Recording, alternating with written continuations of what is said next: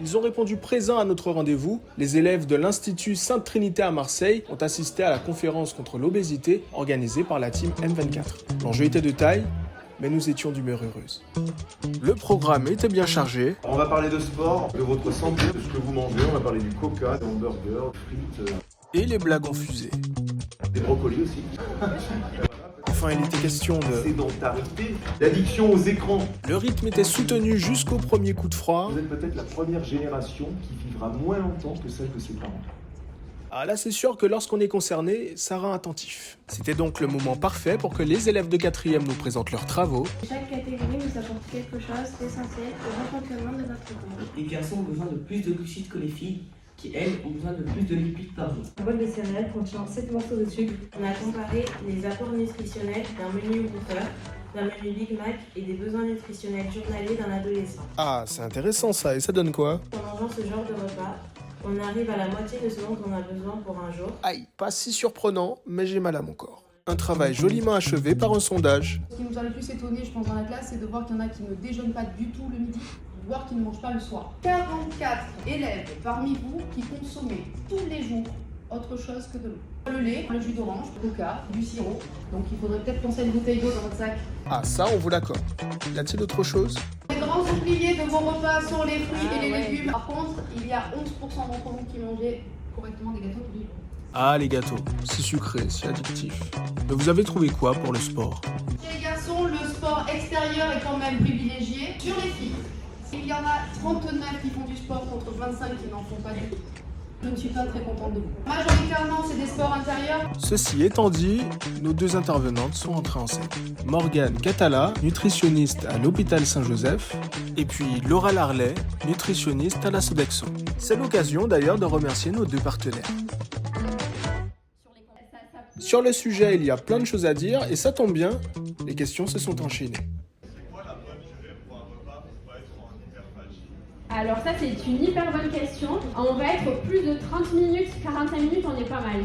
Ouais, tu fais les gros yeux. Ça va beaucoup moins mastiquer parce qu'en fait la digestion elle commence dans la bouche. C'est tes dents qui font le travail en se mélangeant à la salive. Donc en fait le job il commence ici. Si tu envales tout rond, bam ça arrive dans l'estomac et là du coup c'est l'estomac qui va travailler pendant longtemps et c'est là que toi tu vas avoir un coup de barre quand tu vas retourner en cours et qu'il est 12h30 ou 13h. Si tu prends le temps de bien manger, le cerveau donc comprend que tu es en train de manger, il fait comprendre à l'estomac qu'il est plein, ça remonte et là tu arrêtes de manger tout seul. La recommandation c'est plutôt 1,5 litre à 2 litres.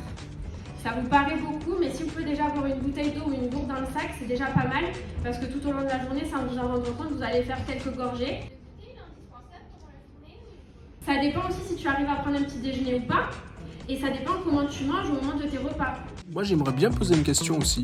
Est-ce que pour maigrir, on peut sauter un repas? C'est pas du tout la solution, d'accord? Vous êtes en pleine croissance, vous avez besoin d'énergie, il faut manger, mais simplement correctement. Là où on va pouvoir bosser, c'est simplement le rééquilibrage alimentaire. Tout dépend. Pourquoi tu veux perdre du poids? Qu'est-ce qui s'est passé aussi? Est-ce que c'est des mauvaises habitudes que tu as prises? Donc des fois juste en changeant tes habitudes, tu peux perdre rapidement du poids. Il faut que tu sois surtout accompagné par un professionnel de santé. Vous l'aurez compris, on a eu droit à des questions pragmatiques comme surprenantes. Et malgré leur jeune âge, ben il y en a qui vont au charbon. En fait, le problème aujourd'hui, c'est que les aliments moins chers sont les plus mauvais pour la santé. Et du coup, pas tout le monde peut acheter par exemple du poisson ou même du thon qui cher. Je suis sûr qu'il y a des gens qui n'ont jamais mangé de vrai poisson. Ça, c'est dit. Mais en même temps, nos nutritionnistes ont réponse à tout. Et c'est tant mieux pour nous. Ça, je suis tout à fait d'accord et c'est un peu le problème actuellement. Et nous aussi, le rôle qu'on a, c'est de vous dire qu'il n'y a pas de honte ou de catastrophe à manger des boîtes de conserve ou à manger du surgelé. Le surgelé, il est souvent mis de côté, mais il faut savoir que autant pour le poisson ou pour les légumes, le congelé reste beaucoup moins cher et en fait, les légumes, ils sont cueillis, coupés et ils sont congelés. Donc limite, au niveau en termes même de minéraux et de vitamines, on va être à peu près égal à un légume qui est sur les tables depuis 3 jours. Enfin, pour clôturer cette fabuleuse conférence, on vous fait découvrir une adresse intéressante. La Fabrique à Menu. C'est adapté au nombre de personnes qu'il y a à la maison et au régime qu'il y a peut-être à la maison, même des allergies. Donc ça, vous pouvez vous inscrire dessus, vous remplissez toutes les questions qu'on vous pose Et toutes les semaines, vous allez recevoir une semaine de menu équilibré qui suivent les recommandations, ainsi que la liste des courses. Merci. Merci à l'Institut Sainte-Trinité, ses élèves et son corps enseignant.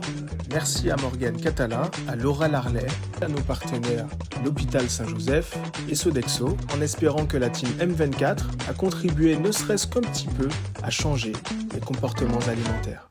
Bravo.